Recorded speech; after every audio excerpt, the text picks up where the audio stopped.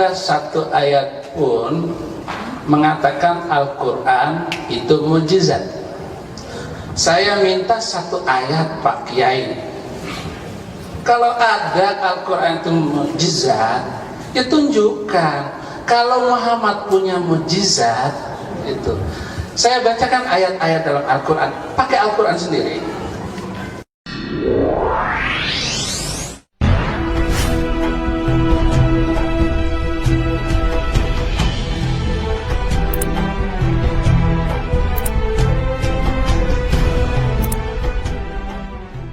Shalom, Besem Hamasya, Assalamualaikum warahmatullahi wabarakatuh. Warabina Isa al-Masih. Terima kasih. Kesempatan ini saya akan pergunakan maksimal. Dari kecil saya Muslim. Ibu saya guru agama di rumah tangga itu, dan saya sangat hormat dengan mama saya. Kelas 6 SD saya baca Injil Perjanjian Baru. Kalau ada ayat yang menyenangkan hati, saya baca keras-keras, mama saya tahu. Kemudian saya bilang, "Mak, saya nggak akan menjadi orang Kristen." "Nanti kamu masuk Kristen." "Catat, Mak, saya akan menjadi pembela Islam paling berani." Kelas 6 tamat, SMP tamat, penasaran di mana sekolah yang mengajarkan Injil. Sambil saya baca banyak buku Hamran Amri, Yusuf Roni, saya benci semuanya.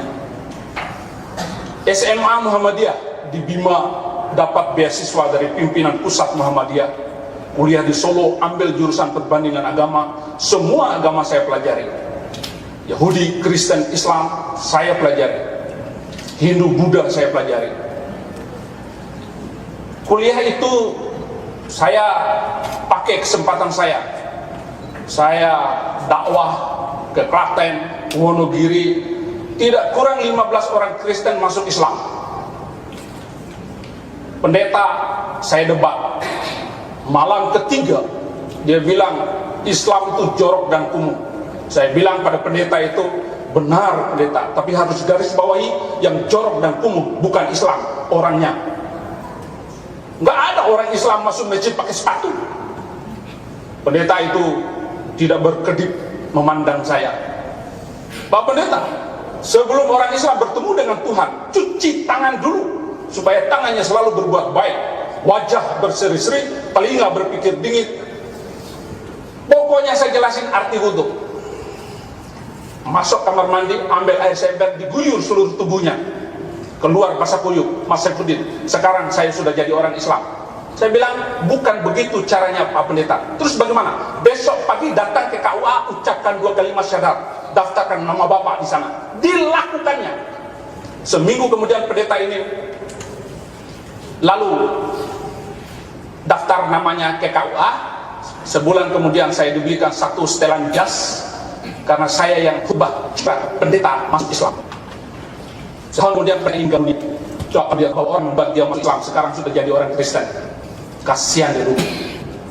Inilah betas yang disahkan orang sesat. Tapi sekarang sudah mendapat kebenaran di dalam Yesus Kristus.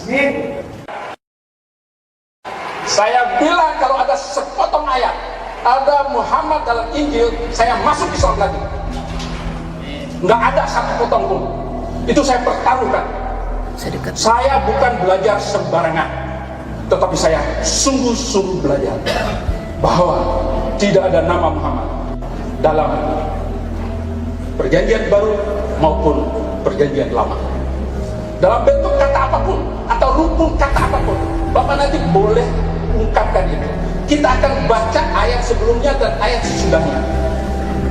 Ini tantangan loh Pak Kiai, tantangan.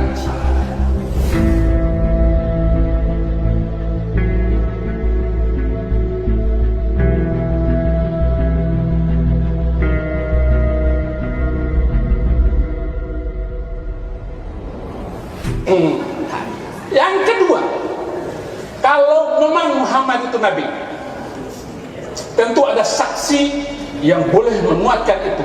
Seperti Musa dituntun ditemani oleh Harun. ada nabi penolong pembantunya waktu itu. Adapun ungkapan-ungkapan bahwa Muhammad itu nabi hanya ungkapan dari beliau sendiri. Tatkala orang-orang Nasrani dan orang-orang Yahudi pada zaman itu meminta pertanyaan jawab kepada Rasulullah, apa bukti engkau nabi? Tunjukkan satu mukjizat. Kalau Muhammad itu adalah nabi, tentu dia menunjukkan ada bukti beliau nabi. Tetapi tidak ada satu ayat Al-Quran pun yang menunjukkan Muhammad punya mukjizat. Kalau ada mukjizat dalam Muhammad, dalam Al-Quran, saya masuk Islam lagi sekarang juga.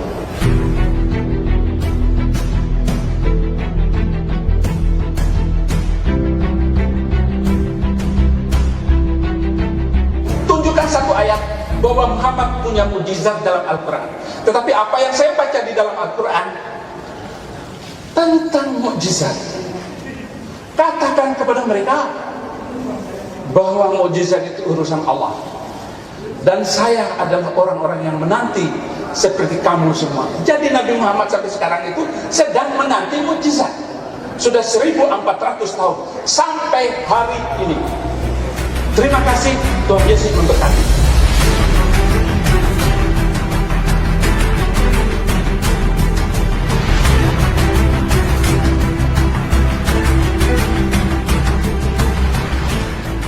Kalau tidak tahu ini debat ilmiah mempersisikan. Ini kan saya bilang tadi Yohanes 3 ayat 5 ayatnya ada. Ustaz ngomong ya, saya keluar. Ustaz, jangan jemaah nggak boleh ngomong nanti. Kenapa lama? Ustaz, keluar.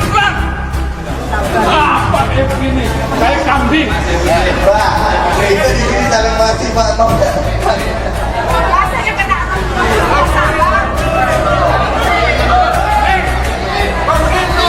Udah, sabar. Bu, mencari Allah itu nggak gampang. Udah.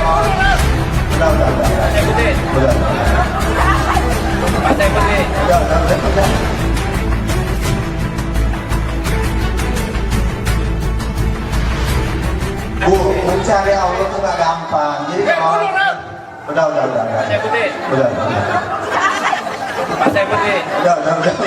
Udah. Mencari Tuhan itu tidak mudah. Jadi kalau ada pekerjaan seperti ini kita harus memang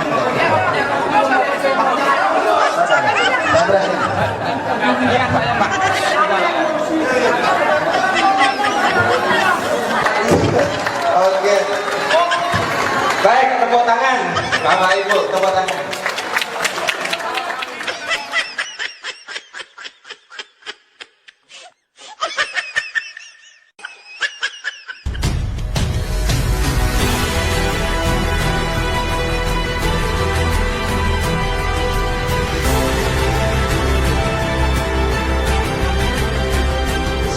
Insyaallah semuanya dirahmati dan dimuliakan oleh Allah Subhanahu wa taala.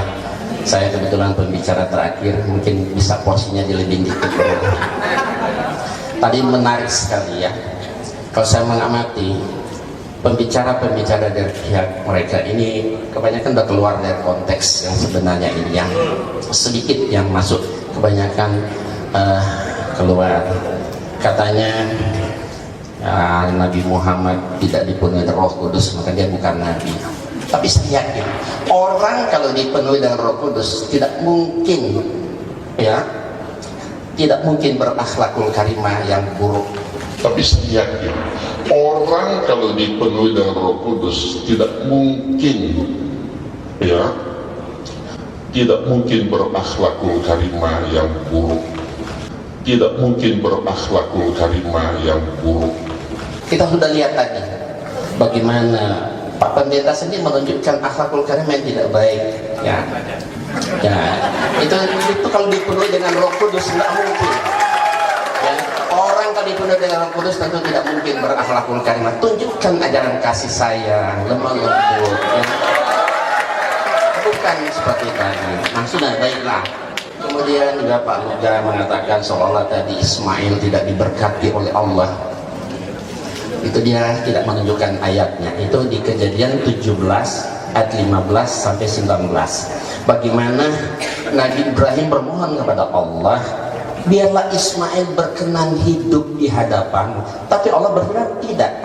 Titik, tidak, bukan menolak, tidak itu. Tidak, Sarahmu tetap akan melahirkan. Itu permohonan Abraham kepada Allah.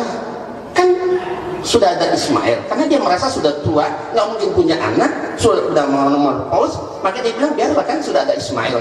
Tapi Allah menolak, tidak, istrimu Sarah tetap akan melahirkan anak. Dan kebetulan betul terjadi, lahirlah Ishak. Bukan penolakan terhadap Ismail. Kamu lihat terhadap Ismail ayat ke-20 nya kata Allah, tapi tentang Ismail aku akan membuat dia menjadi bangsa yang besar, dia akan kuberkati dan sebagainya. Itu sudah diberkati oleh Allah.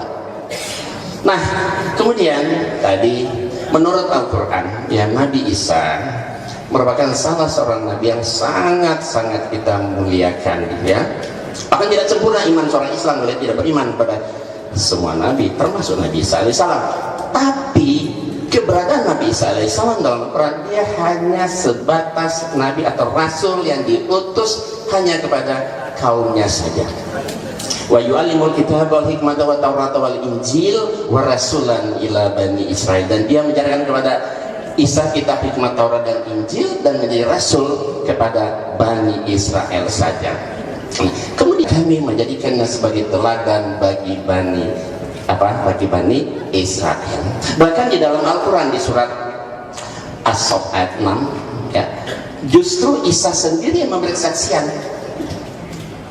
Kata Isa, hai Bani Israel, sesungguhnya aku ini hanya utusan Allah kepadamu, ya, membenarkan yang sebelumnya dari Taurat, memberi kabar gembira dengan seorang rasul yang akan datang sesudahku, namanya Ahmad.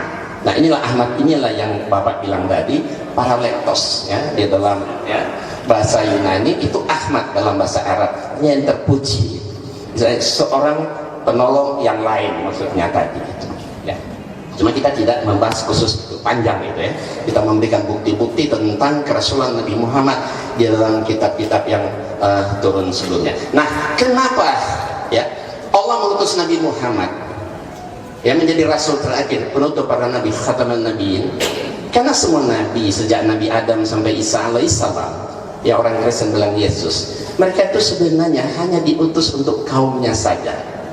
Nabi Isa alaihissalam diutus hanya untuk Bani Israel saja, bukan untuk seluruh dunia, seluruh alam semesta. Maka jadi ibarat semua nabi sejak Adam sampai Isa, mereka itu cuma nabi-nabi lokal, ya kan? Nabi lokal. Makanya perlulah Allah mengutus seorang rasul terakhir, ya, dengan membawa wahyu yang terakhir, Quran dan agama terakhir Islam. Untuk apa? Untuk menggantikan apa yang pernah diutus dan diturunkan sebelumnya menjadi satu agama yang rahmatan lil alamin, berlaku untuk seluruh alam semesta, berlaku untuk seluruh manusia. Wa ma arsalnaka illa rahmatan lil alamin wa ma arsalnaka illa kafatan linnas bazira wa nazira walakin aksarun nasi la ya'lamun. Tidaklah kami utus engkau Muhammad melainkan kepada semua manusia untuk membawa berita gembira dan peringatan, tetapi kebanyakan manusia tidak mengetahui. Nah, ternyata apa yang dikatakan oleh Nabi Isa alaihissalam tersebut itu ternyata benar. Apa yang dikatakan Isa alaihissalam dia rasul untuk Bani Israel di Injil ini, Injil Matius pasal 10 ayat 56, ini ucapan Yesus. Yesus punya murid 12 orang. Dia suruh semua muridnya silakan dakwah kemana saja. Tapi Yesus wanti-wanti, jangan kamu menyimpang ke bangsa lain atau masuk kota orang Samaria, tapi pergilah kepada domba-domba yang hilang dari umat Israel. Kenapa? Kan memang dia ditugaskan hanya untuk Bani Israel saja, tidak untuk seluruh dunia. Kemudian kita lihat di sini Matius 15 ayat 24, ini pengakuan Yesus yang jujur dan polos tertulis di Injil. Kata Yesus, aku diutus hanya kepada domba-domba yang hilang dari umat Israel. Yesus yang berkata, ya, dia hendak untuk. Kemudian kita lihat di sini Kisah Rasul pasal 13 ayat 23, dan dari keturunannya, Pak, sesuai yang telah dijanjikannya, Allah telah membangkitkan juru selamat bagi orang Israel, yaitu Yesus. Coba digeser sedikit ini, fokuskan fotonya. Jadi Yesus, dia seorang juru selamat, tapi hanya untuk Bani Israel, bukan untuk seluruh alam semesta atau seluruh dunia. Bahkan Yesus melarang memberitakan Injil di Indonesia. Di Indonesia dilarang oleh Yesus untuk memberitakan Injil. Dilarang. Yesus sendiri, kita lihat di Kisah 16:6 dan 7, dan mereka melintasi tanah Frigia dan tanah Galatia karena Roh Kudus mencegah mereka untuk memberitakan Injil di Asia. Dan setibanya di Misia, mereka mencoba mereka masuk daerah Bitinia, tapi Roh Yesus tidak mengizinkan mereka. Pertanyaannya, Indonesia masuk Asia enggak? Masuk. Berarti Indonesia termasuk yang dilarang oleh Yesus untuk memberitakan Injil. Kenapa? Karena dia diutus hanya untuk Bani Israel saja, ya? Tidak untuk seluruh dunia, tidak untuk seluruh alam semesta. Tentang Roh Kudus saya kembali sedikit, ya. Roh Kudus itu, ya, kalau kita sebenarnya kan malaikat Jibril, mereka Roh Kudus itu baru diangkat jadi Tuhan itu tahun 381 Masehi pada konferensi Kalkedon, Mbak, ya. Bapak sendiri paling ngerti. Yesus diangkat jadi Tuhan tahun 325 Masehi, konferensi ini saya, Pak, ya. Jadi Yesus diangkat jadi Tuhan itu ibarat kita muktamar, manusia mengangkat Yesus jadi Tuhan. Roh Kudus diangkat jadi Tuhan itu konferensi Kalkedon tahun 381. Jadi Yesus dan Roh Kudus jadi oknum Trinitas itu yang mengatakan itu manusia. Ada berjuta-juta manusia hidup di dunia ini, berjuta-juta manusia, anak kecilnya banyak yang hafal Al-Quran di luar kepala, betul? Karena dia betul-betul mujizat. Pertanyaan saya, kalau ada sembarang orang Kristen yang ada di sini, termasuk Pak Pendeta, hafal satu lembar ayat Bible, saya akan masuk Kristen saat ini. Silakan, satu lembar, asal pas titik komen. Silakan, satu lembar. Tapi Al-Quran mujizat Rasulullah, subhanallah, luar biasa. Jutaan orang hafal di luar kepala, kata SD, anak kecil banyak. Itulah mujizat Rasulullah abadi sepanjang zaman.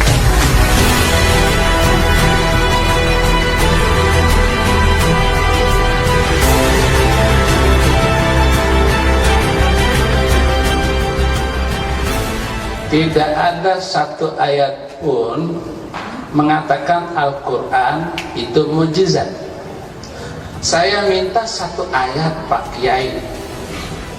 Kalau ada Al-Quran itu mujizat, ya tunjukkan. Kalau Muhammad punya mujizat, itu. Saya bacakan ayat-ayat dalam Al-Quran, pakai Al-Quran sendiri. Wa yaquluna la anzala alaihi ayatun mir rabbi faqul innamal ghaibu lillah fantaziru inni ma'akum minal muntazirin.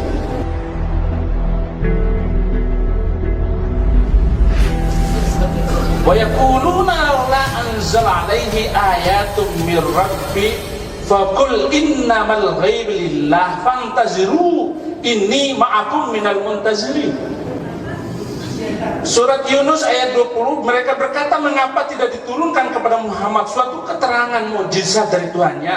Maka katakanlah, sesungguhnya yang gaib itu kepunyaan Allah. Sebab itu tunggu sajalah olehmu, sesungguhnya aku bersama kamu termasuk orang-orang yang menunggu. Jelas sekali ayat ini, semua tidak ada menunjukkan bahwa Muhammad bisa menyembuhkan orang sakit, menghidupkan orang mati, dan sebagainya. Nggak ada satu ayat pun. Atau peserta kalau bisa menunjukkan satu ayat, saya masuk Islam lagi. Nggak ada. Nggak ada. Dan saya jadi Islam Kristen itu Amrozi bom Bali, iman saya goncang. Ada satu agama yang membolehkan manusia membunuh manusia lain karena perbedaan keyakinan. Dari seluruh agama yang ada di muka bumi ini, hanya satu agama yang mengizinkan boleh membunuh manusia lain karena perbedaan keyakinan, yaitu Islam. Waqtuluhum haitsu saqiftumuhum. Al-Baqarah 191. Bunuhlah mereka di mana saja kamu jumpai mereka. Al-Baqarah ayat 191. Kemudian surat Muhammad ayat 4. Ada lagi ayat yang memboleh membunuh orang Kristen. Surat At-Taubah ayat 29. وَقَاتِلُوا الَّذِينَ لَا يُؤْمِنُونَ بِاللَّهِ وَلَا يَوْمِ الْآخِرِ وَلَا يَدِينُونَ بِدِينِ الْحَقِّ الَّذِينَ أُوتُوا عَلَيْهِمُ الْكِتَابَ. Perangilah orang-orang yang tidak beriman kepada Allah dan Rasul, yaitu mereka yang diberikan Alkitab kepada mereka. Ayat ini jelas sekali, boleh membunuh orang Kristen. Jadi tidak salah, Anda semua boleh bakar gereja. Amrozi itu Al-Quran, nggak salah. Walaupun Amrozi sudah dibunuh hari ini, nanti akan ada Amrozi baru 10 tahun, 20 tahun yang akan datang. Kenapa? Karena ada kitab sucinya. Saya minta kepada Ihsan Mokoginta untuk menunjukkan satu ayat. Muhammad punya mukjizat. Kalau mengatakan Quran itu sebagai mukjizat, mana ayatnya? Terima kasih. Terima kasih.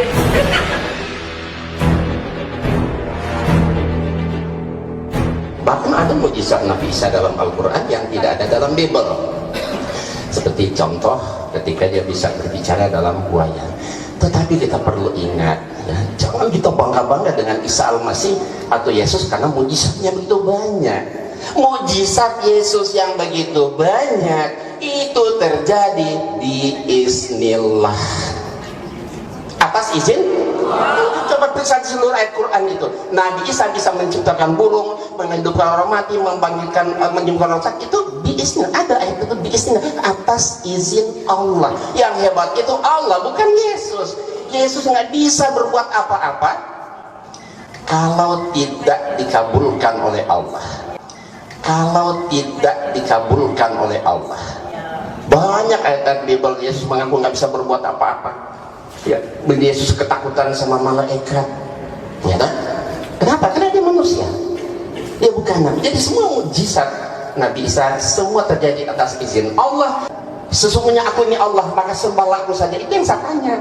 Tapi kan tidak ada ayat seperti itu. Kalau ada, saya kan masuk Kristen juga saat ini. Tapi memang itu tidak ada. Nah, kalau masalah membunuh tadi, kita lihat. Ini ayat Bible. Siapa yang menyuruh menumpas? Tumpaslah, jangan ada belas kasihan, bunuh semuanya. Laki-laki, perempuan, harta, anak kecil menyusul, disuruh bunuh sama Allah. Inilah saya bilang ajaran teroris, sadis, bengis, biadab. Teroris itu semua tertulis di Bible, bukan di Quran. Saya heran.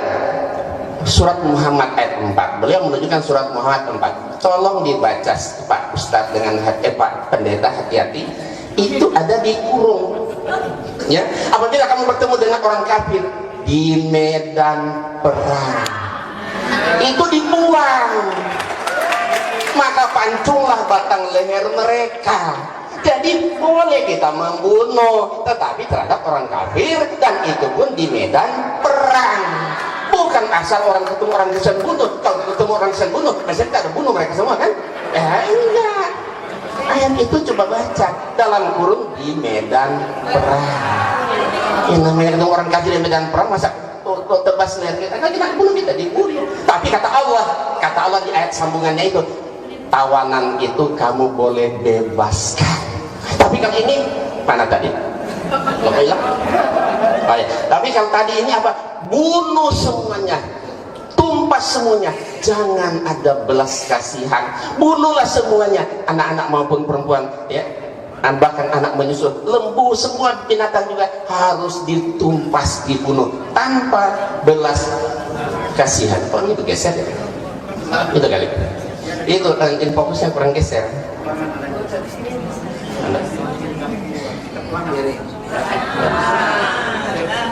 Jadi banyak kalau ayat-ayat kejam, sadis, biadab, teroris sebenarnya semua tertulis di Alkitab, bukan di Quran. Makanya saya bilang sama orang Kristen, kalian harus bersyukur kepada pelaku teroris. Kenapa? Karena mereka telah mengamalkan ayat-ayat Bible Anda.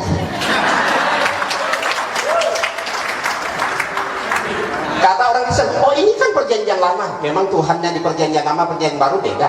Sama. Kalau Yesus itu Tuhan, ganti sekarang. Beginilah firman Tuhan, ganti ya. Beginilah firman Yesus. Berarti Yesus yang nyuruh kan? Bunuh, tumpas semua, bunuh semua anak laki-laki maupun orang menyusul, bunuh.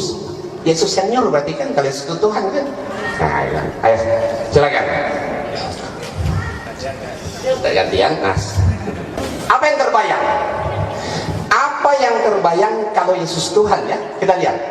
Nah, bagaimana bayangan kita kalau Yesus itu Tuhan ketika Yesus baru lahir? Ya, kalau dibiarkan kan mati kan. Ketika Yesus selesai buang air besar, apa yang terbayang? Ketika dia masuk toilet, ketika dia lapar, ketika dia sedang membantu bapaknya sebagai tukang kayu, kira-kira apa yang terbayang kalau Yesus itu Tuhan dia? Sangat merendahkan Yesus kalau dia sebagai Tuhan, tapi kalau dia sebagai Nabi, anak Maryam, wajar. Ya, demikian. Terima kasih. Kalau saya boleh jadi orang Kristen itu, kalau beliau karena Yesus, saya karena Muhammad. Saya harus menjadi orang Kristen karena Nabi Muhammad menyuruh. Dan dalam Al-Maidah ayat 47, "Waliyahkum ahlal injil bima anzalallahu fi. Wa man lam yahkum bima anzalallahu fa ulaika humul fasiqun." Hendaklah orang-orang yang pernah memegang Injil memutuskan perkara menurut apa yang diturunkan Allah di dalam Injil itu. Bapak masuk Islam, salah. Barang siapa yang tidak memutuskan perkara berdasarkan apa yang diturunkan oleh Allah, fasik.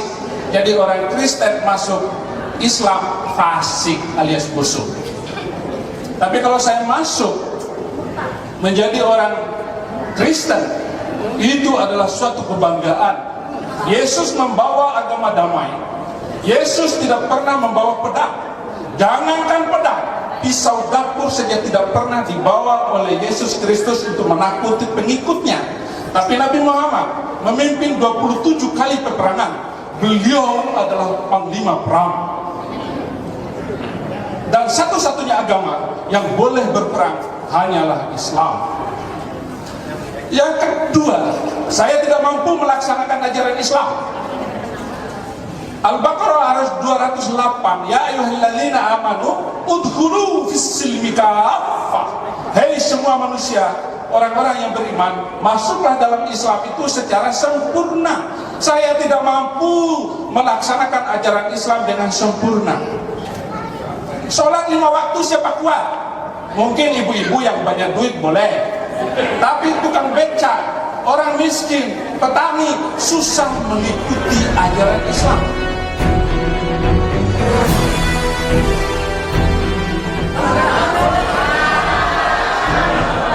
Oke. Dalam Al-Maidah ayat 44. Salam gitu. Ayat 44. Barang siapa yang tidak memutuskan perkara berdasarkan hukum Allah, maka mereka adalah kafir. Saya sampai sekarang tidak mampu melaksanakan ajaran Islam dengan sempurna karena hukum Allah harus ditegakkan. Al-Maidah ayat 38, "Wasyariku wasyarikatu faqta'u awdiyahuma." Orang pencuri laki dan pencuri perempuan, potonglah tangan keduanya. Sampai hari ini hukum Islam tidak bisa berlakukan, apalagi di Indonesia. Saya masuk dan mengikuti ajaran Yesus Kristus yang telah memaafkan semuanya, mengampuni semuanya. Ada wanita yang berzina, diampuni dan dilepaskan. Tetapi pada zaman Nabi Muhammad, seorang wanita yang berzina dirajam sampai mati.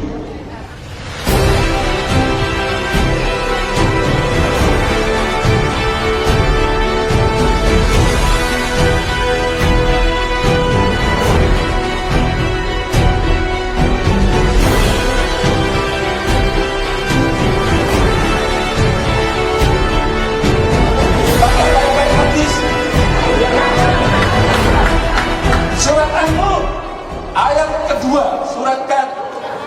Jadi harus diberlakukan hukum Islam itu. Kalau sekedar sholat jengkang-jengking 5 kali gampang.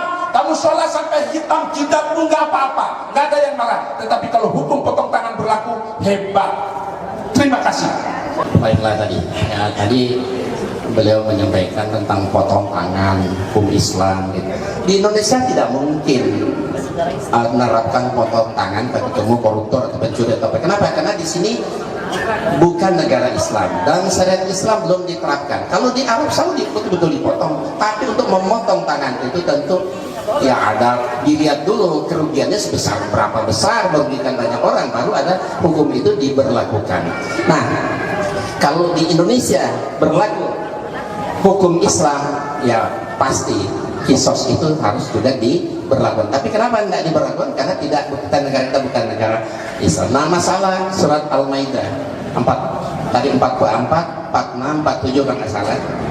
Wa mahallam yakum bima anzalallahu bahwa humul kafirun fasikun zolimun. Itu kan ada 3. Kalau apabila kalian tidak harus yang pada Alkitab itu harus memakai hukum sesuai dengan di Injil itu. Kalau tidak, dia zolim, kafir, ya dan sebagainya. Jadi itu hanya berlaku untuk Bani Israel. Jadi kalau di Indonesia berlaku syariat Islam, orang tidak mau ya pakai aja hukum itu. Bagaimana syariat Injil? Orang yang mencuri sama juga, ya kan, dipotong, bahkan dibunuh. Orang membunuh dibunuh, gigi ganti gigi, mata ganti mata, ya nyawa ganti nyawa. Itu juga kan banyak di Alkitab tentang kisah seperti itu. Ya, nah, kalau kita lihat pertanyaan dari jamaah. Ya. Mas, kalau kita lihat justru ayat yang membunuh dengan pedang itu di Alkitab itu ratusan, banyak sekali. Coba kita lihat, Tuhan menyuruh masing-masing membunuh temannya, tetangganya, bahkan supaya dapat berkat. Supaya dapat berkat Allah, kita harus bayar dengan jiwa anak laki-laki saudara kita supaya kita dapat berkat. Apakah ya supaya dapat berkat Tuhan kita harus bunuh saudara kita laki-laki, ya, anak laki-laki kita, tetangga kita, teman kita? Ini ajaran apa?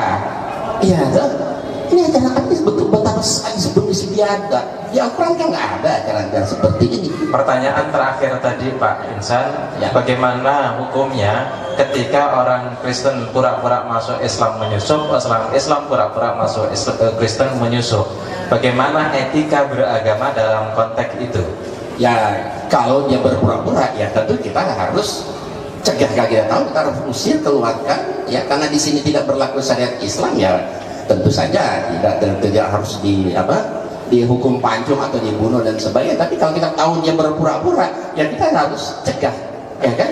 Karena itu mungkar, ya kita harus cegah dia, keluarkan dari Islam dan sebagainya.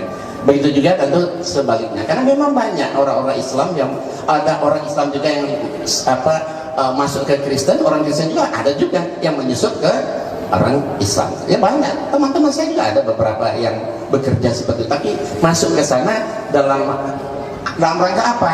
Ya kan, dia ingin mengetahui lebih jelas, tahu tentang apa di Kristen. Orang Kristen juga begitu kan. Nah itu kan usaha-usaha untuk membongkar rahasia dari setiap agama. Apakah betul Islam dan Kristen selamanya tidak akan bisa diketemukan? Insya Allah bisa, kalau menurut saya. Insya Allah bisa. Asal satu, modal saya jujur. Itu saja. Kalau saya siapapun orang Kristen mau jujur ketemu saya, insya Allah sekali ketemu pasti dia kalah. Asal satu, jujur, ya kan? Selama dia tidak jujur, dia nggak mau terima satu kebenaran, itu percuma. Asal mau jujur, berapa ratus orang Kristen yang saya Islamkan, kenapa? Dia datang dengan jujur dan dia betul-betul ingin mencari kebenaran. Asal betul-betul mencari kebenaran, insya Allah.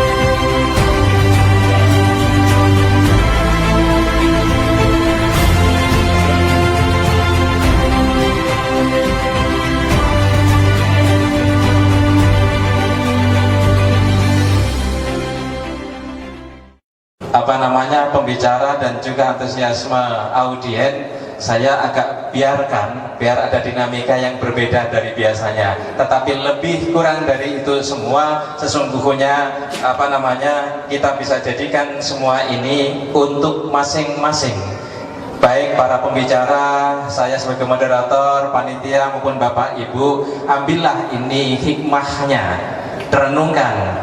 Imam Hanafi pernah mengatakan, pendapatku benar, tetapi bisa jadi mengandung kesalahan. Ulang dan renungkan. Pendapatmu salah, tetapi bisa jadi ada titik-titik kebenaran yang bisa saya jadikan renungan.